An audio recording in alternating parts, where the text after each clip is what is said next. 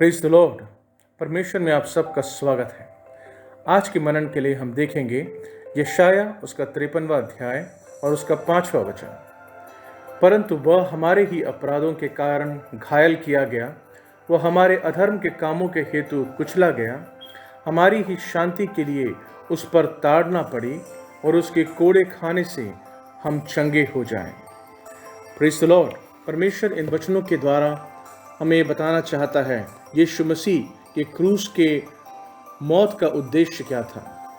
वो हमारे पापों के एवज में हमारे लिए मारा गया, लेकिन उसके साथ में हमारे बीमारियों के लिए, जिस तरह वचन में लिखा हुआ है, उसके कोड़े खाने से हमें शिफा और चंगाई मिली है।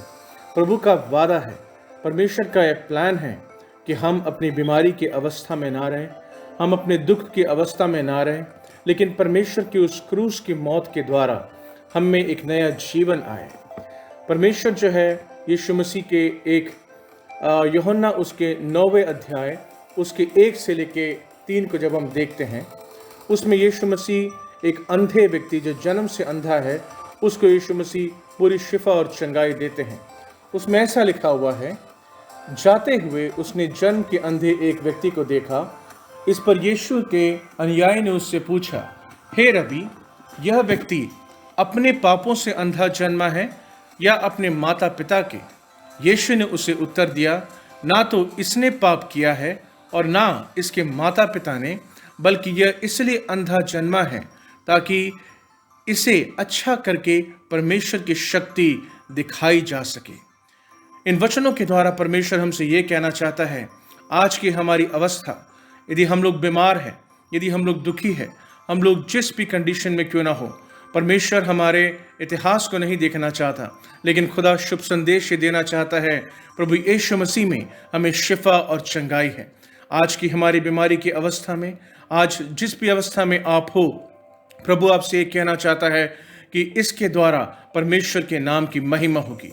जैसे वो जन्म का अंधा व्यक्ति था, उसे प्रभु ने शिफा दी, वैसे आज हमें भी परमेश्वर शिफा देगा, हमें भी परमेश्वर चंगाई देगा। हम अपने आप को ना कोसें, कोई व्यक्ति हमें ठट्टा में ना उड़ाए, लेकिन इस बात का ढाढ़स हम लोग बांधे, यीशु मसीह में हमारे लिए पूरी शिफा और हमारे लिए पूरी चंगाई है।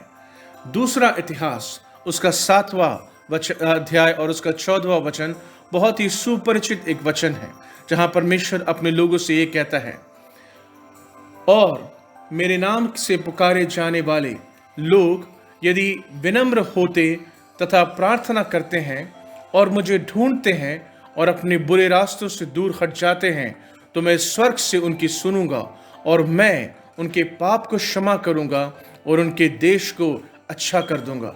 यदि हम लोग विनम्रता से अपने पाप की क्षमा मांगते हुए खुदावंद के पास आते हैं, परमेश्वर कहता है, वो दयालु परमेश्वर, वो विनम्र, हम हमारी विनम्रता को देख करके खुदावंद हमें आशीषित करना चाहता है, हमारे सारे रोगों को परमेश्वर शिफा करना चाहता है और हमारे देश को अच्छा करना चाहता है, हमारी भूमि को परमेश्वर अच्छा करना चाहता है। आज हमारे परिवार की स्थिति क्यों ना हो, यदि हम लोग एक टूटे हुए मन के साथ में प्रभु के पास में जाएंगे, एक विनम्र मन के साथ में प्रभु के पास में जाएंगे, हमारे गुनाहों के लिए हम लोग तौबा मांगेंगे, परमेश्वर दयालु परमेश्वर है, वो शिफा देगा, वो चंगाई देगा, वो क्षमा देगा। क्या हम लोग तैयार हैं प्रभु के पास वापस जाने के लिए? परमेश्वर ने अपने श्रेष्ठ दास एजेकिएल से एक बात कहा। एजेकिएल उसका 37वां अध्याय उसके पहले वचन से, बहुत ही सुपरिचित एक वचन ये भी है, यहोवा की शक्ति मुझ पर उतरी, यहोवा की आत्मा मुझे नगर के बाहर ले गई और नीचे एक घाटी के बीच में रखा। घाटी मरे लोगों के हड्डियों से भरी थी।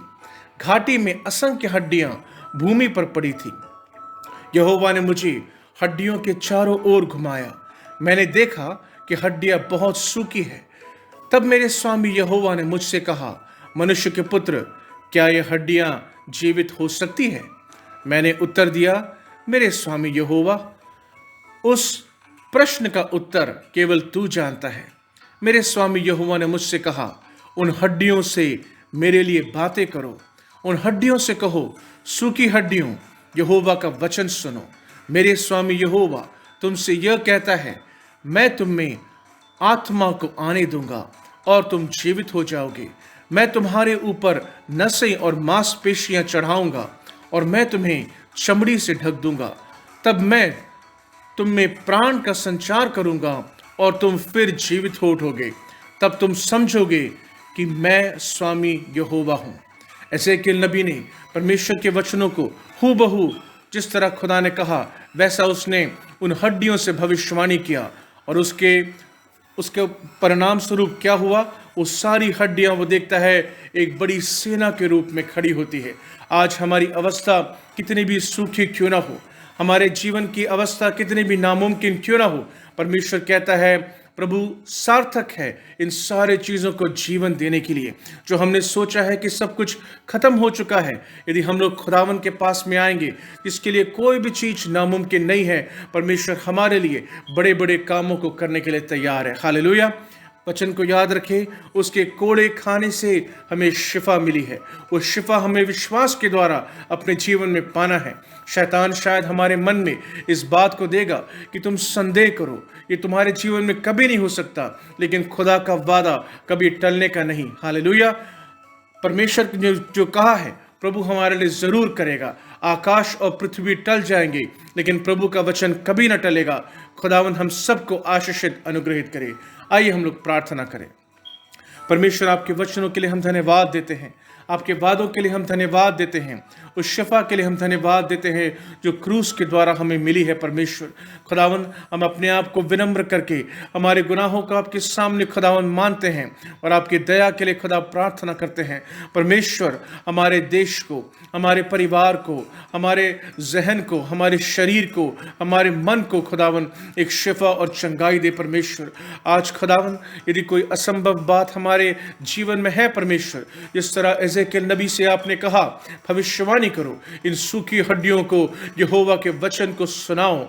यहोवा की ओर से एक वाणी है परमेश्वर, हम विश्वास करते हैं खुदावन आज हमारे जीवन में जो भी खुदावन बंद दरवाजे हैं यीशु के नाम से खुलने पाए। खुदा जो भी बीमारियां हैं यीशु के नाम से शिफा और चंगाई मिलने पाए। खुदा सारे शक को खुदावन हमारे मन से हटाना। खुदा आपकी चंगाई हमारे जीवन में खुदावन आने पाए। परमेश्वर हमारे विश्वास को बुलंद करना। प्रभु जी जितने भी लोग खुदावन सुन रहे हैं इस वचनों को, खुदा उनके जीवन में, उनके परिवारों में खुदावन एक बड़ी शिफा, एक बड़ी चंगाई आने पाए। खुदावन सब कुछ आपके हाथ में समर्पित करते हैं।